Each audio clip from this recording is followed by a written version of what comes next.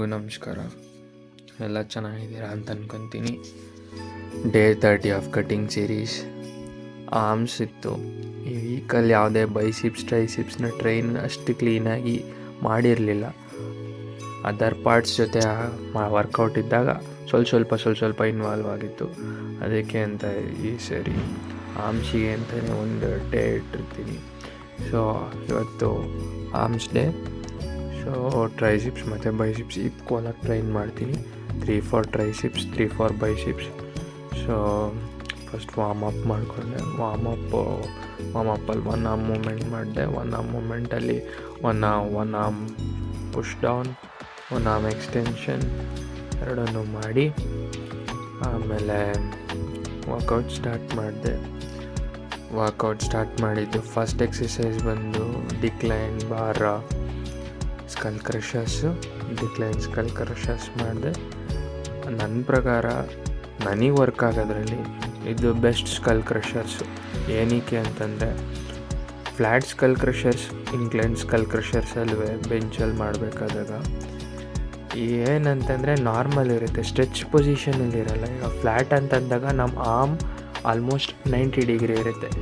ಇದು almost obtuse ಆ್ಯಂಗಲಲ್ಲಿದ್ದಾಗ, obtuse angle ಅನ್ನೋದಕ್ಕಿಂತ ಹಿಂದೆ ಸ್ಟ್ರೆಚ್ಡ್ ಆಗಿದ್ದಾಗ, ಸ್ಟ್ರೆಚ್ಡ್ ಪೊಸಿಷನಲ್ಲಿದ್ದಾಗ ನಾವು ಮೇಲ್ಗಡೆ 1 ಸೆಕೆಂಡ್ ಸ್ಟಾಪ್ ಮಾಡ್ತು ಅಂತಂದರೆ ಅದು ಒಳ್ಳೆ ಸ್ಕ್ವೀಸ್, ಒಳ್ಳೆ ಸ್ಟ್ರೆಚ್ ಎಲ್ಲ ಚೆನ್ನಾಗಿರುತ್ತೆ.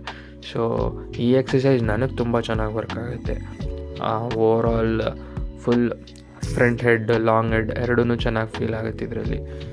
ಸೊ ಈ ಎಕ್ಸಸೈಸ್ ನಂಗೆ ತುಂಬ ಚೆನ್ನಾಗಿ ವರ್ಕ್ ಆಗುತ್ತೆ, decline bench skull ಕ್ರಷರ್ಸು.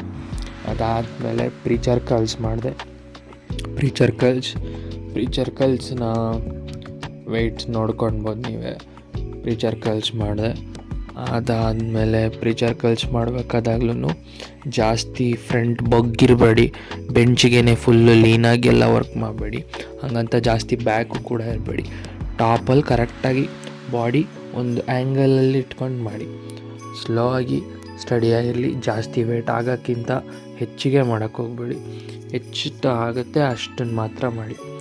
So second exercise first exercise ಒಂದು ಟ್ರೈಸಿಪ್ಸು, ಸೆಕೆಂಡ್ ಎಕ್ಸಸೈಸ್ ಒಂದು ಬೈಸಿಪ್ಸು. ಆಲ್ಟರ್ನೇಟಿಂಗ್ ಆಗಿ ಒನ್ ಆದಮೇಲೆ ಒನ್ ಆ ಥರ ಮಾಡ್ತೀನಿ. ನೆಕ್ಸ್ಟ್ ಥರ್ಡ್ ಎಕ್ಸಸೈಸ್ ಬಂದು ಓವರ್ ಹೆಡ್ ರೋಪ್ ಎಕ್ಸ್ಟೆನ್ಷನ್ ಮಾಡಿದೆ. ಓವರ್ ಹೆಡ್ ರೋಪ್ ಎಕ್ಸ್ಟೆನ್ಷನಲ್ಲಿ ನೋಡ್ಬೋದು, ಅದರಲ್ಲಿ ಓವರ್ ಹೆಡ್ ಎಕ್ಸ್ಟೆನ್ಷನಲ್ಲಿ 2 ಥರ ಮಾಡ್ತಾರೆ. ಮೀನ್ಸ್ ಒಂದು ಹ್ಯಾಂಡ್ನ ವೈಡ್ ಇಟ್ಕೊಂಡು ಜಸ್ಟ್ 4 ಆರ್ಮ್ ಮೂಮೆಂಟ್ ಮಾಡೋದು, ಇಲ್ಲ ಓವರ್ ಆಲ್ ಹ್ಯಾಂಡ್ ಮೂಮೆಂಟ್ ಮಾಡ್ಬೋದು. ಅದು ಅಪ್ ಟು ನಿಮಗೆ ಬಿಟ್ಟಿದ್ದು. ನೀವು ಯಾವ ಥರ ಫುಲ್ 4 ಆರ್ಮ್ ಮಾತ್ರ ಮೂವ್ ಮಾಡೋದಾದರೂ ಸರಿ, ಇಲ್ಲ ಹೋಲ್ ಹ್ಯಾಂಡ್ ಮೂವ್ ಮಾಡ್ತೀನಿ ಅಂದರೂ ಸರಿ. ಬಟ್ ಆ್ಯಂಗಲ್ ಕರೆಕ್ಟಾಗಿ ಮೇಂಟೈನ್ ಮಾಡಬೇಕು. ಅದಾದಮೇಲೆ ಹ್ಯಾಮರ್ ಕರ್ಲ್ಸಿನ ಮಷೀನ್ ಮಾಡಿದೆ. ಹ್ಯಾಮರ್ ಕರ್ಲ್ಸ್ ನೋಡ್ಬೋದು ಮೂಮೆಂಟ್ ಹೆಂಗೆ ಬರುತ್ತೆ ಅಂತ. ಮೂಮೆಂಟ್ ಯಾವ ರೀತಿ ಇದೆ, ಹೆಂಗೆ ಬರಬೇಕು ಅನ್ನೋದನ್ನು ನೋಡ್ಬೋದು ನೀವು. ಹ್ಯಾಮರ್ ಕರ್ಲ್ಸು.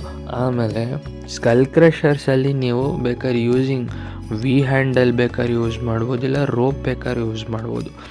ಈ ರೋಪಲ್ಲಾದರೆ ಜಾಸ್ತಿ ವೆಯ್ಟ್ನ ಇದು ಮಾಡೋಕ್ಕಾಗಲ್ಲ.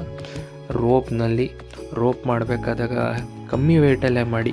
ಈಗೋಯಿಸ್ಟಿಕ್ ಆಗಿ ಜಾಸ್ತಿ ವೆಯ್ಟ್ ಎತ್ತಬೇಕು, ಜಾಸ್ತಿ ತೋರಿಸ್ಬೇಕು ಎಲ್ಲ ನೋಡ್ಬೇಕನ್ನೋ ಥರ ಮಾಡಿಬಿಡಿ. ನಿಮ್ಗೆ ಎಷ್ಟಾಗುತ್ತೆ ಅಷ್ಟು ವೆಯ್ಟಿಂದ ಎತ್ತಿ.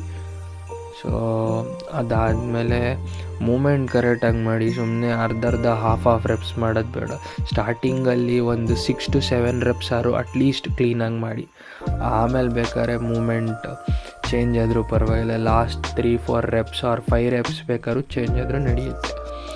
Okay, next second exercise of biceps and fourth exercise of arms day. Hammer curls in machine. Hammer curls ಬೇಕಾದ್ರೆ ನೋಡ್ಬೋದು ನೀವು. ಮೂಮೆಂಟ್ ಬಾಡಿ ಫ್ರಂಟ್ ಇರಬೇಕು. ಬೈಸಿಪ್ಸಿಂದ 4 ಆರ್ಮ್ ಮೇಲಿಂದ ಬೈಸಿಪ್ಸ್ ಮೂವ್ ಆಗಬೇಕು. 4 ಆರ್ಮ್ ಅಷ್ಟೇ ಮೂವ್ ಮಾಡಬೇಕು.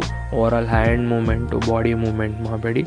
ಇದು ಅಷ್ಟೇ ಪ್ರೋಗ್ರೆಸಿವ್ ಆಗಿ ಅಪ್ಲೋಡ್ ಮಾಡ್ತಾ ಹೋಗಿ. ಮೀನ್ಸ್ ಪ್ರೋಗ್ರೆಸಿವ್ ಆಗಿ ವೆಯ್ಟ್ಸ್ನ ಜಾಸ್ತಿ ಮಾಡಿ. ಹಂಗಂತ ಒಂದೇ ಸರಿ ಎಲ್ಲನೂ ಜಾಸ್ತಿ ಮಾಡಬೇಕಂತಲ್ಲ, ಎಷ್ಟಾಗುತ್ತೆ ಅಷ್ಟು ಮಾಡಬೇಕು. ನಿಮಗೆ ಕಂಫರ್ಟಬಲಾಗಿ ಫ್ರೀಯಾಗಿ ಮೂವ್ ಮಾಡಬೇಕದನ್ನ.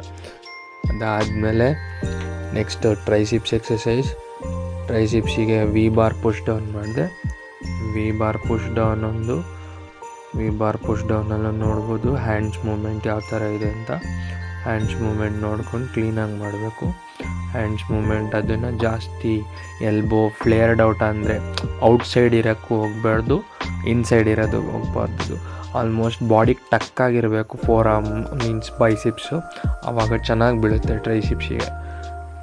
ಸೊ 5th ಎಕ್ಸಸೈಸ್ ಇದಾಯಿತು. 6th ಎಕ್ಸಸೈಸ್ ಪ್ರೊನೇಟೆಡ್ ಬೇಡ, ರಿವರ್ಸ್ ಗ್ರಿಪ್ ಬೈಸಿಪ್ ಕರ್ಲ್ಸ್ ಮಾಡಿದೆ.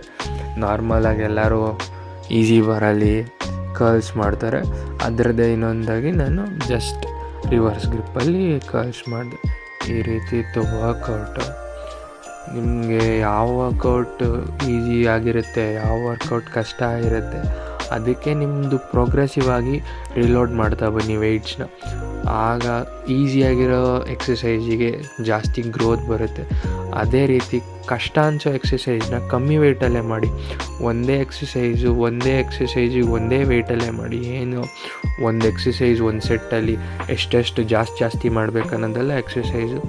ಜಸ್ಟ್ ಎಷ್ಟು ಮಾಡಬೇಕಾಗುತ್ತೆ ಅಷ್ಟು ಮಾಡೋಕ್ಕಾಗೋದು ಎಕ್ಸಸೈಸ್ ಅಂತ ಹೇಳ್ತಾರೆ. ಸೊ ಈಗೋಯಿಸ್ಟಿಕ್ಕಾಗಿ ವರ್ಕ್ ಮಾಡಬೇಡಿ. ಎಷ್ಟಾಗುತ್ತೆ ನಿಮ್ಮ ಸ್ಟ್ರೆಂತ್ ಎಷ್ಟಿದೆ ಅಷ್ಟರ ಮೇಲೆ ವರ್ಕೌಟ್ ಮಾಡಿ. ಓವರಾಲಾಗಿ ಪುಷ್ ಮಾಡಬೇಕನ್ನೋದಿರುತ್ತೆ, ಬಟ್ ಈಗೋಯಿಸ್ಟಿಕ್ಕಾಗಿ ಪುಷ್ ಮಾಡಬೇಡಿ ಯಾವತ್ತೂ. So thank you.